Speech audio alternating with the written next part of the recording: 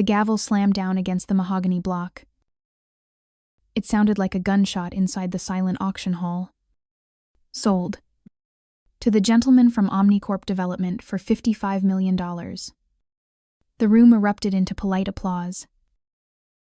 The sound of crystal champagne flutes clinking together filled the air. But to me, it sounded like the shattering of my family's bones. I stood in the shadows at the back of the room. I wore a simple black dress. I looked like a mourner at a funeral because that is exactly what this was. My stepmother, Victoria, stood on the podium. She looked radiant in a red Valentino gown that cost more than my car. She blew kisses to the crowd. She gripped the oversized check as if it were a holy relic. She had done it. She had finally sold the Sinclair estate. 3 generations of my family's blood and sweat were in that soil. My great-grandfather planted the first Cabernet vines with his own hands in 1920. Now, it would all be paved over. Omnicorp did not care about the wine. They did not care about the history. They wanted to build a luxury golf resort and a parking lot right on top of our heritage. Victoria spotted me in the crowd. Her smile sharpened into a smirk. She raised her glass in my direction. It was a silent taunt. She wanted me to scream. She wanted me to make a scene so she could play the victim one last time. But I did not move. I simply stared at her. My hands were folded calmly in front of me. Inside my clutch, my fingers brushed against the cold metal of a USB drive. They all thought this was the end. Victoria believed she had won the war. The investors believed they had just purchased the most valuable vineyard in Napa Valley.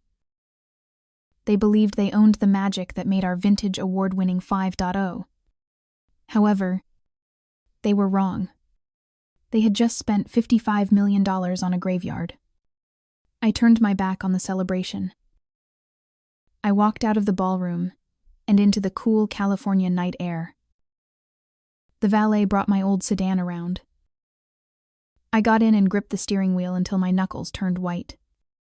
Let them drink the champagne tonight. Let Victoria count her money. Because tomorrow morning, the hangover would not come from the alcohol. It would come from the realization that they had made a fatal mistake. They forgot one thing. You can buy the land.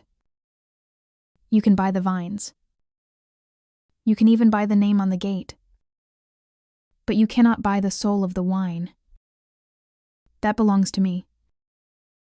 And without me, the Sinclair estate is just dirt. I started the engine. The radio hummed with static. I whispered into the empty car. Checkmate. Victoria. The game has just begun. I drove my battered sedan north along the St. Helena Highway. The vineyards stretched out on both sides of the road like sleeping armies in the dark. 6 months ago, I owned this view. My father, Thomas Sinclair, was not just a farmer. He was a pioneer. In the 1980s, everyone in Napa Valley was obsessed with French clones. They wanted to copy Bordeaux. But my father wanted to create something entirely American. Something wild. He spent 20 years crossbreeding vines in secret. He finally created the Lazarus strain. It was a grape so resilient and so complex that wine critics called it a miracle in a bottle. A single bottle of our reserve Cabernet sold for $5,000 at auction. It tasted like blackberries, dark chocolate, and a hint of smoke that no chemist could replicate. However, the secret was not just in the grape. I parked my car in front of a small, rented bungalow on the edge of town. It was a humiliating downgrade from the estate house I grew up in.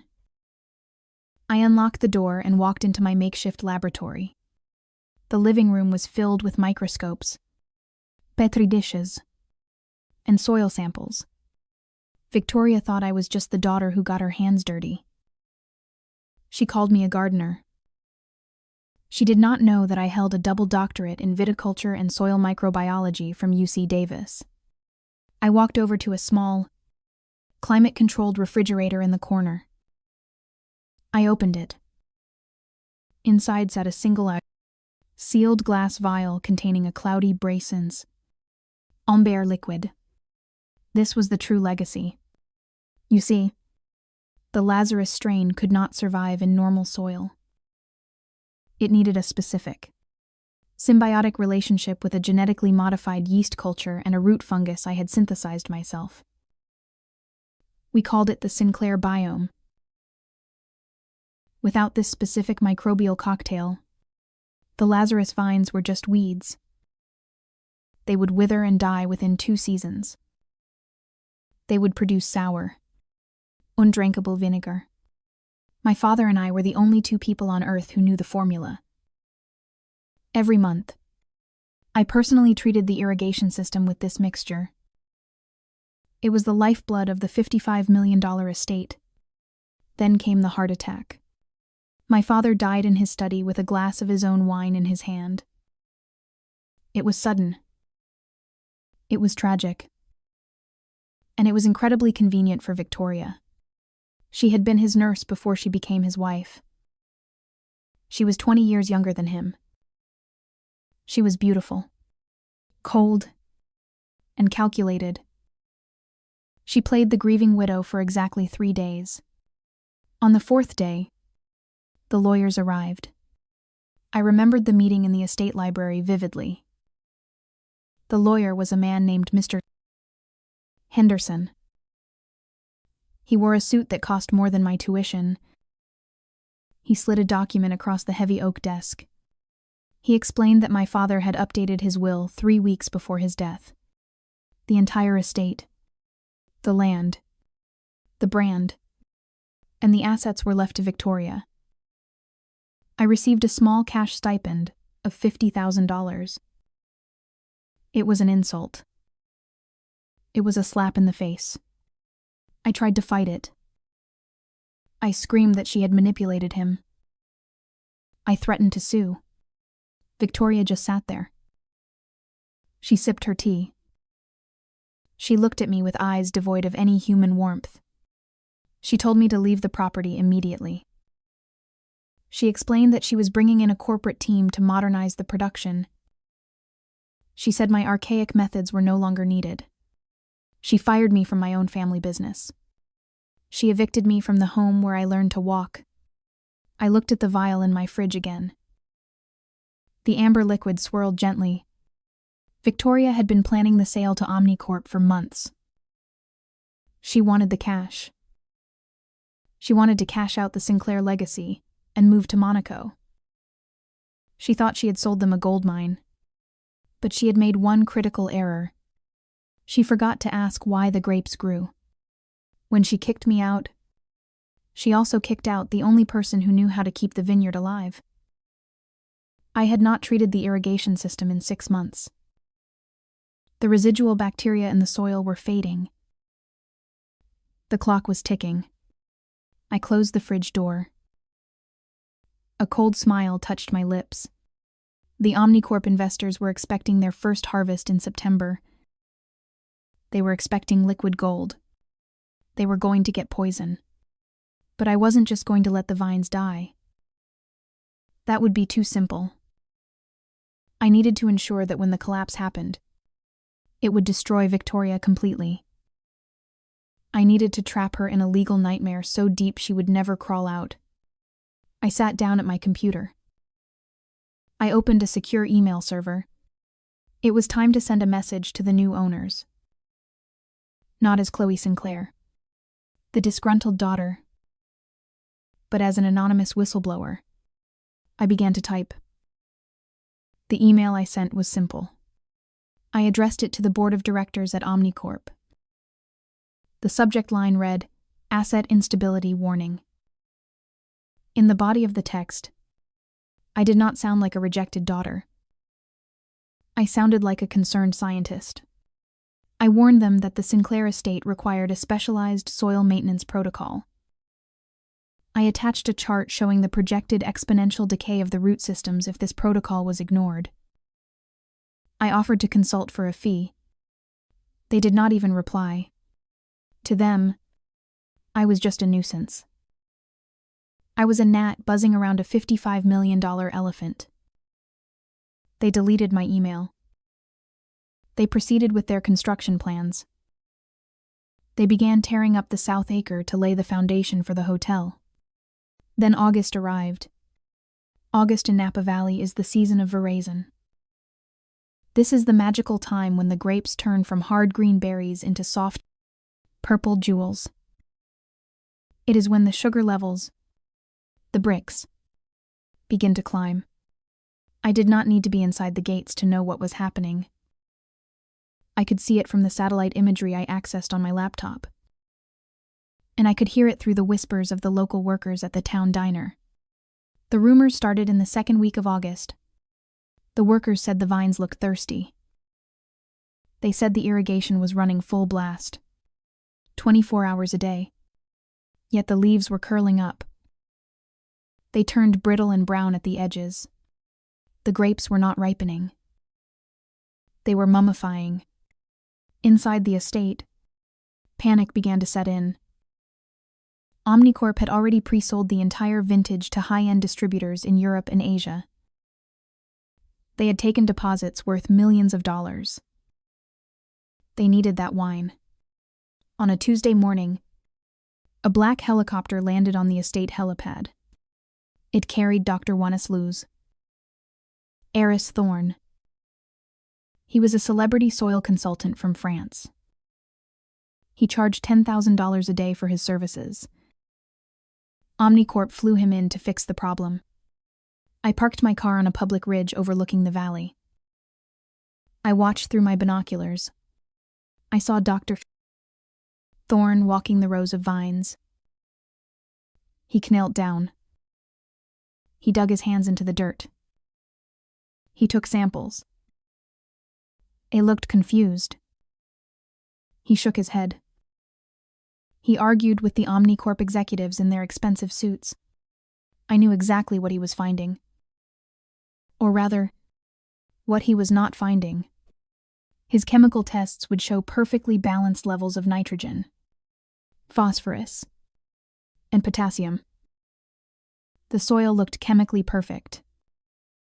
But biologically, it was a wasteland. Without my synthetic fungus, the roots were unable to absorb a single drop of water. The vines were starving to death in the middle of a feast. 3 days later, my phone rang. The caller ID showed a number I had blocked months ago. It was the estate landline. I let it ring until it went to voicemail. Then it rang again. And again. Finally, I picked up. I did not say hello. I just listened. Victoria's voice was on the other end. She did not sound like the arrogant queen from the auction. She sounded breathless. She sounded like a cornered animal. She demanded to know what I had done to the water supply. She accused me of poisoning the well. She threatened to call the FBI. I waited for her to finish screaming. Then I spoke calmly. I explained that I had done absolutely nothing. That was the problem. I had stopped doing the work that she fired me for. I told her that nature was simply taking its course. Victoria changed her tone instantly. She switched from threats to bribery. It was pathetic. She offered me my job back. She offered to double my old salary. She said we could work together again like a family. She said Omnicorp was breathing down her neck. They were threatening to freeze the escrow account. If the vines died, the deal would be voided due to material misrepresentation of the asset. She was not just losing the sale. She was facing a lawsuit that would bankrupt her. I asked her one question. I asked if she remembered the day she evicted me. I asked if she remembered throwing my mother's photo frames into the trash bin outside the main gate. She stammered. She tried to apologize. I told her that the fee for my consultation was no longer a salary. I told her I would come to the estate tomorrow at noon. But I would not come as an employee. I would come as a negotiator. And she had better have the Omnicorp lawyers present. I hung up the phone. The vines were dying fast. I calculated that I had about 48 hours before the damage became irreversible. If the roots dried out completely, even my formula could not bring them back. I had to time this perfectly. I went to my fridge. I took out the vial of the Sinclair biome. I packed it into a secure, temperature-controlled metal briefcase. I looked at my reflection in the mirror. I did not look like the crying girl who left 6 months ago. I looked like a CEO. Tomorrow, I would walk into the lion's den. But I was not bringing a whip. I was bringing the only bottle of water in the desert. And I was going to make them pay $1 billion for a sip. I walked into the conference room at exactly 12 o'clock. The atmosphere inside was toxic. It felt heavy enough to crush lungs. Victoria sat at the head of the table. She looked terrible. Her perfect makeup was cracking. Her hands shook as she held a glass of water. On the other side sat the Omnicorp team. They were led by Marcus Sterling. He was the senior vice president of acquisitions. He wore a suit that cost more than my entire laboratory. He looked at me with pure hostility. He did not offer me a seat. He slammed his hand on the mahogany table. He demanded to know if I was the extortionist, sending them emails. He threatened to have me arrested for corporate sabotage. I did not flinch. I placed my metal briefcase on the table. The sound of the heavy latches clicking open echoed in the silent room. I calmly explained the situation. I told them that their $55 million investment was currently suffocating. I explained that the soil lacked the specific microbial bridge to transfer nutrients to the Lazarus vines. Sterling laughed. He called it pseudoscience. He gestured to Dr. Thorne, their expensive French consultant. Doctor. Thorne looked down at his shoes. He quietly admitted that my analysis was theoretically possible. He confessed that he had never seen soil composition like this before. The room went silent. I reached into my briefcase. I pulled out the single glass vial of the Sinclair biome. The amber liquid caught the light. I also pulled out a small, potted Lazarus vine that I had dug up from the field that morning. It was withered. The leaves were gray and brittle. It looked dead. I opened the vial. I used a pipette to drop exactly 3 milliliters of the liquid onto the soil in the pot. I told them to wait. The reaction was not instant.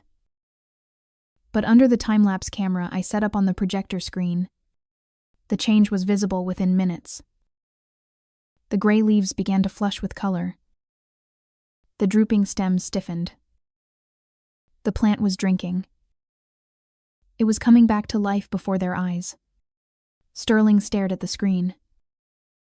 His greed replaced his anger. He realized I held the keys to the kingdom. He smoothed his tie.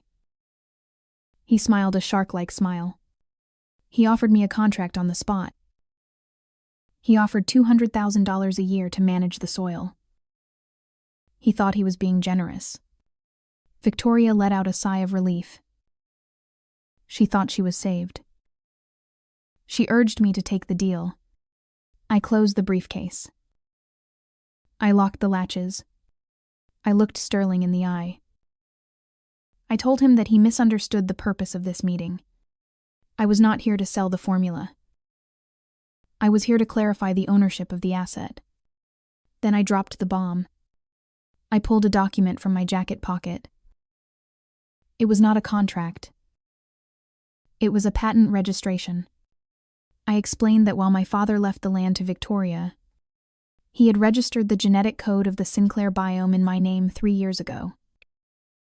He knew Victoria might try to sell the estate one day. He wanted to ensure I had leverage. The formula was not part of the estate. It was my personal intellectual property. Sterling snatched the paper from my hand. He read it frantically. His face turned pale. He turned to Victoria. His voice was a low growl. He asked her if she had disclosed this intellectual property dependency during the due diligence phase of the sale. Victoria stammered. She tried to deny it. She claimed she didn't know. But ignorance is not a defense in a $55 million contract. I delivered the final blow. I told Sterling that I had no intention of licensing the biome to Omnicorp. Not for $200,000. Not for $2 million. I explained that I had already signed an exclusive licensing agreement with the neighboring vineyard. They were Omnicorp's direct competitors. I was going to take my father's legacy across the street. The Omnicorp vineyard would die.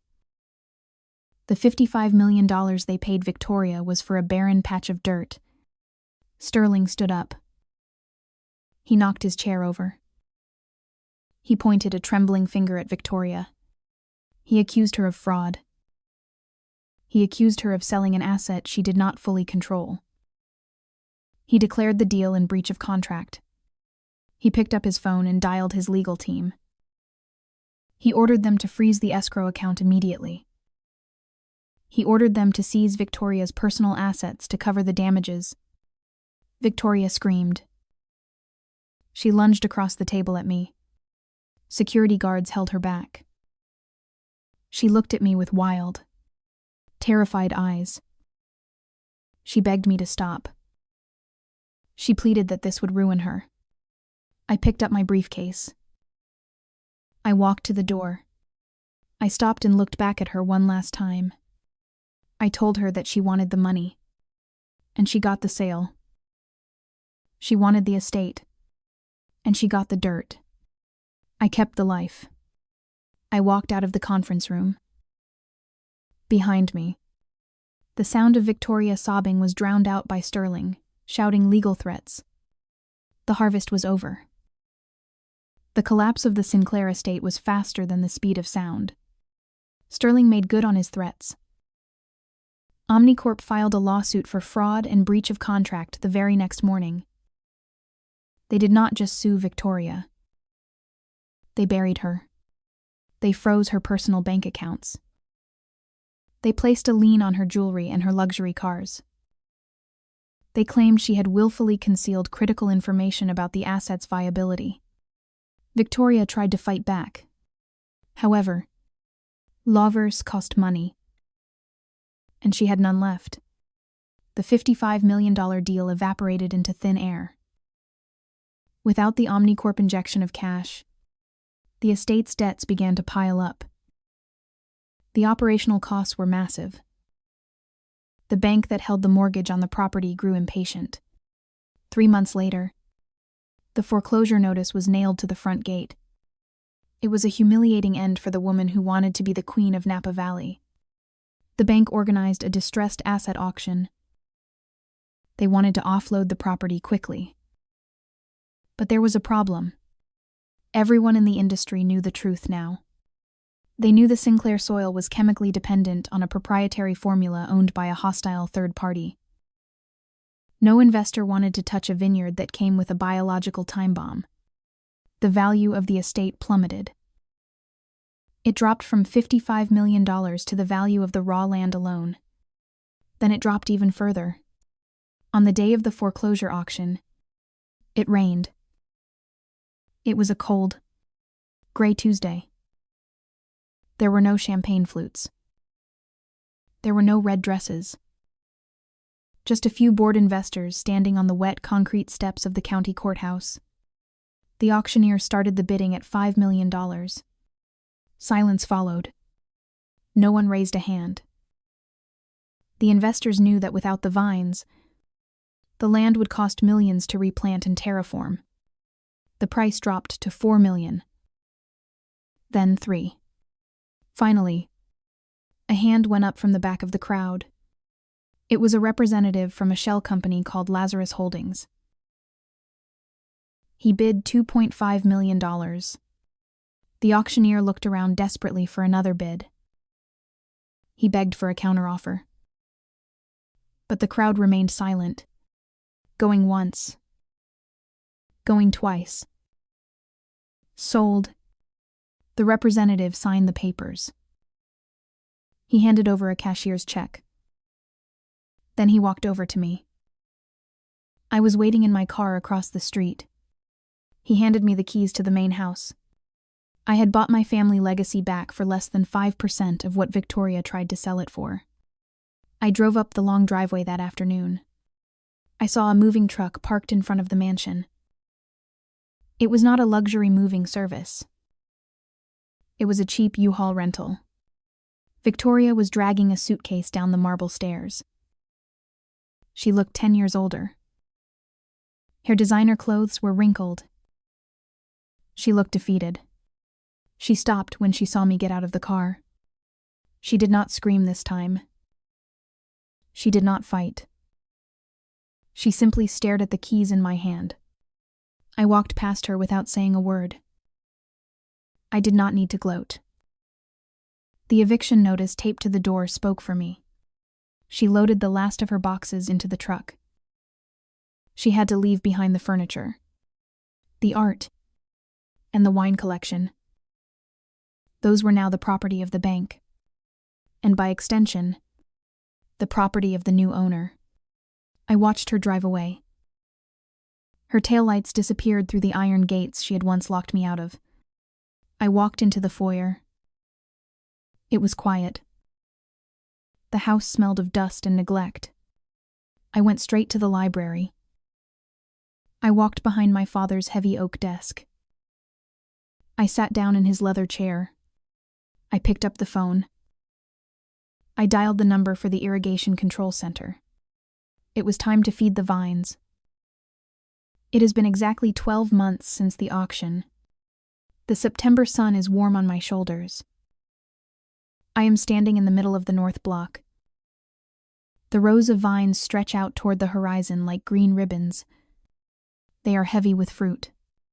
The Lazarus grapes are deep purple, almost black. They are plump and bursting with sugar. My team harvested the first batch this morning. I walked back to the main house. The air smelled of crushed fruit and fermentation. It is the smell of life returning to the valley. I entered the tasting room. On the counter sat a single bottle. It was the first bottle produced under my ownership. The label was simple. It no longer said Sinclair Estate. I renamed it. The label read, The Biome Reserve. I pulled the cork. The sound was a soft pop that echoed in the quiet room. I poured a small amount into a glass. I swirled it. The liquid was a deep, rich ruby color. I took a sip. It tasted of blackberries and dark chocolate. But there was something else. A sharp, earthy note that lingered on the tongue. It tasted like resilience. Victoria tried to sell this land for $55 million. Omnicorp tried to turn it into a resort. They both failed because they made the same mistake. They thought value was something you could sign on a contract. They thought ownership was just a name on a deed. However, they were wrong. You cannot own nature. You can only partner with it. You have to understand it. You have to listen to the soil and respect the microscopic life that makes the impossible happen. I heard a rumor yesterday from town. Victoria is living in a small apartment in Sacramento. She is working as a receptionist at a dental clinic. She tells people she used to be the queen of Napa Valley. Nobody believes her. I walked out to the veranda. I looked over my land. My father is buried on the hill overlooking the river. I raised my glass to him. He left the money to his wife. But he left the secret to his daughter.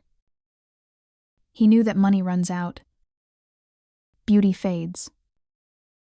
Greed destroys itself. But knowledge is the only true inheritance. I took another sip of the wine. It was the best vintage we have ever produced. I smiled. The poison was never in the soil. Victoria. The poison was you. And now that the weed has been pulled, the garden can finally grow. Cheers to the harvest.